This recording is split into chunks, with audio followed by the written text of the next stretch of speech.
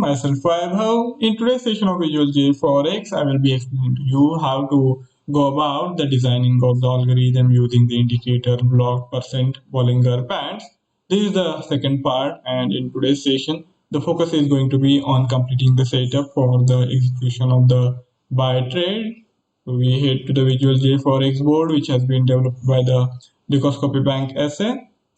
The instrument subscription was carried out, and after that the position amount was defined. All this was done in the last session, and after that these percent Bollinger band. First one is of hourly time period, whether when other two are of 15 minutes time period, and these get historical candles. This is the candle of 4 clusters of candle period being hourly, and to retrieve the individual characteristics of these candle cluster, the loop viewer is being used. And after that, for the execution of the trade, we will be relying on these get historical candle of 15 minutes and 10 seconds each to define the condition that there should be good enough price momentum. These two calculation expression blocks were also added, where the difference was defined here. This is the 20 pips value, and this will be the actual difference. So we will be comparing these two values to make sure there is enough of momentum. So I will now explain to you the logic for the execution of the buy trade. It is kind of brief refresher, as I had already explained in details when we will be looking for the buy trade. This is the Euro USD chart, which I will change to hourly. For the buy trade, we want the last hour's output value for the percent Bollinger band to be above 0, and the value 6 hours back should have been below 0. That means 6 hours back the underlying instrument was in the oversold territory, and now it has tried to regain some lost ground, and it is showing the retracement, if not the change of trend. So that's when we want to go for the execution of the trade, and also to make sure that we are not really executing the trade when too much of price move has already happened. We will also cap the last hour's percent Bollinger band value below 0, so as to make sure that only during the initial hours, when there has not been much of price move on the upside, then only trade should be happening. And to pinpoint the exact entry point, we will be relying on this 15 minutes chart.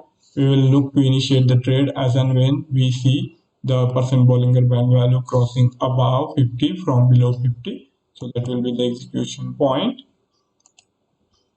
In today's session, we will need to bring in one more percent Bollinger band, as in the last session we had only added one block of percent Bollinger band with the loopback period of 6, and one more is needed now.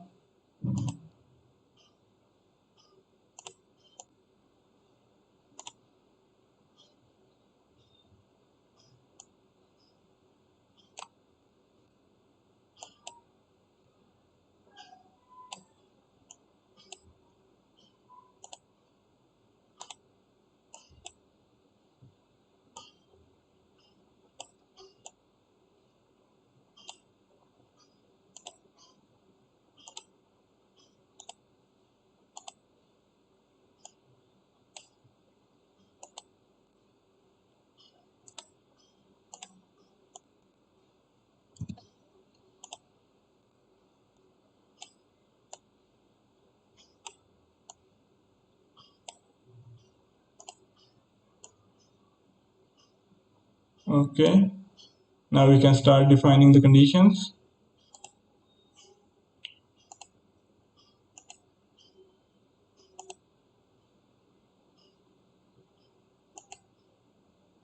Logical blocks will be needed.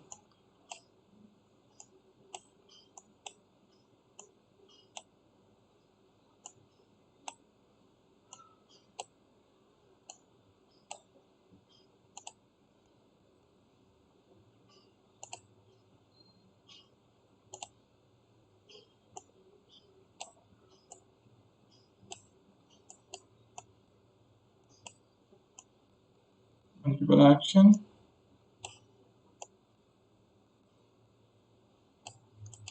The first condition is going to be that last hour's percent Bollinger Band value should be above 0.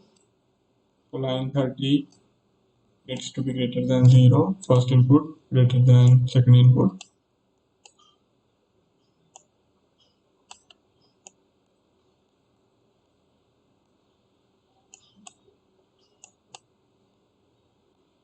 The value 6 hours back of the percent Bollinger Band should be below 0.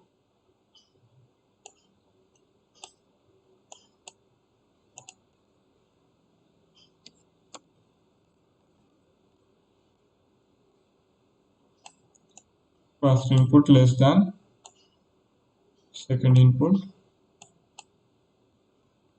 Then we want enough of price momentum. Prior to that, one more condition will be related to percent Bollinger Band only. We want this value to be below 50.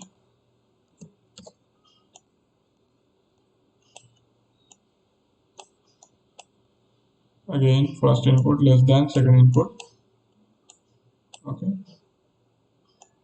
And since we are dealing on the hourly time period, we will add this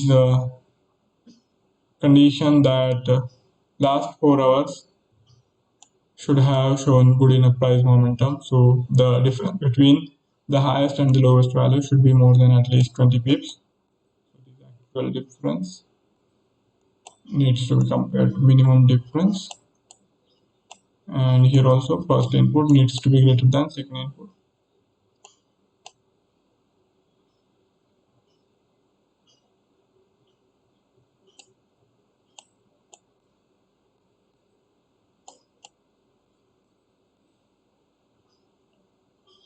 And then we shift our focus to the lower time frame of 15 minutes. Here the value should be crossing above 50 from below 50. So last 15-minute candle output value should be above 50.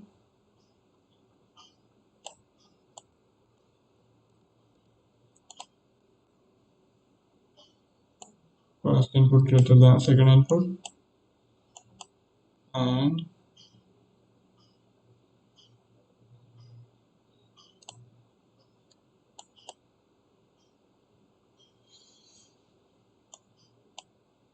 the output value of the penultimate candle should be below 50. Okay, so these are some of the basic conditions which need to be in place for the execution of the trade. So I'll arrange these blocks after leaving some space for additional blocks which we will need to add.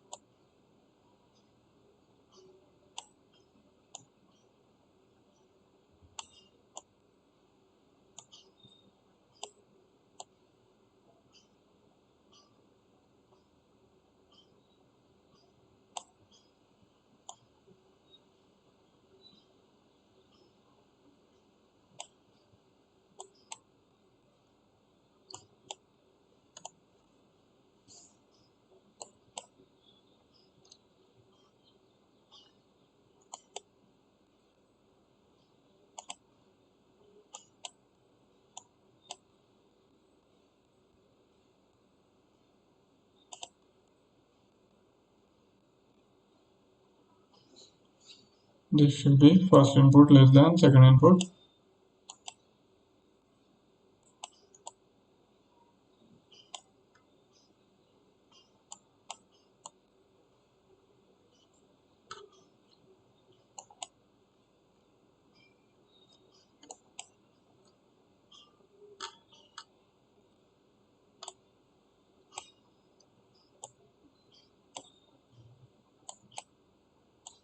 Now we shift our attention to the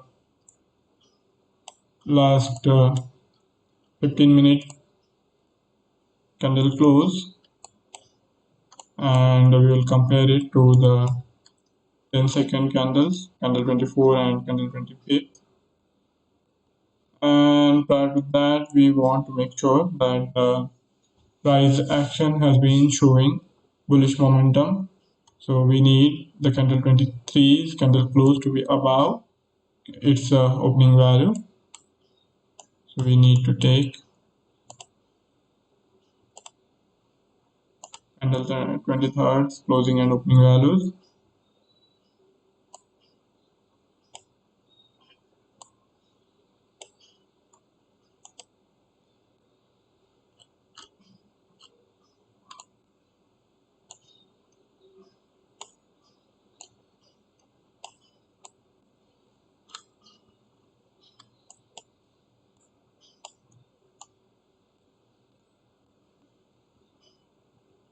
Okay, yeah, this should be first input greater than second input.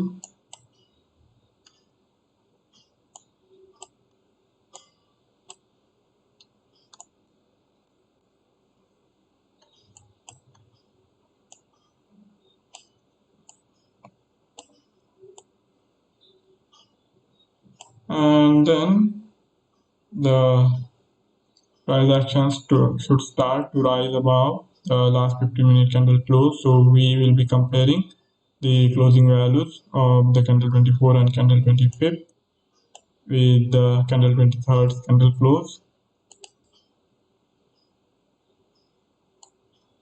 Second input will be common.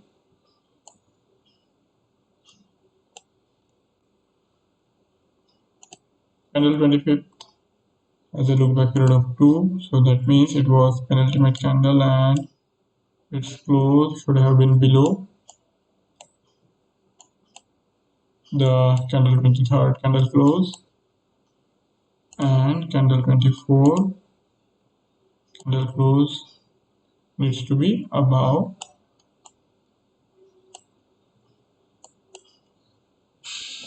So here first input greater than second input,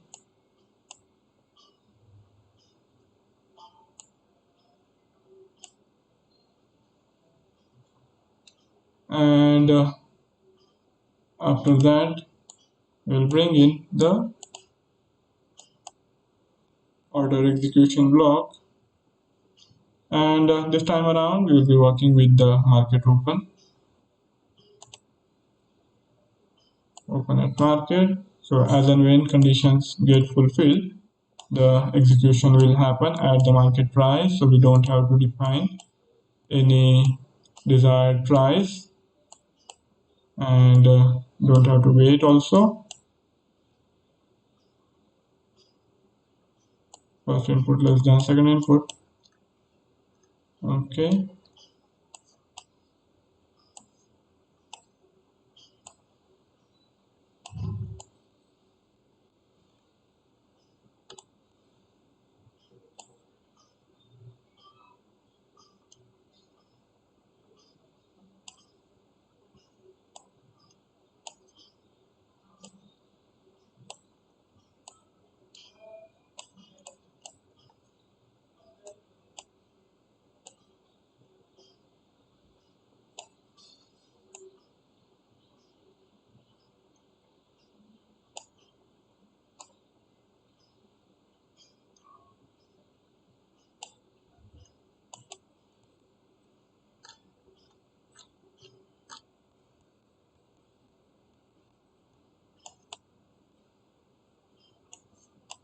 we have to define these input values for this block. Default instrument will remain as it is. Trade amount I will change to 0.1 million. Slippage 2 pips is good enough.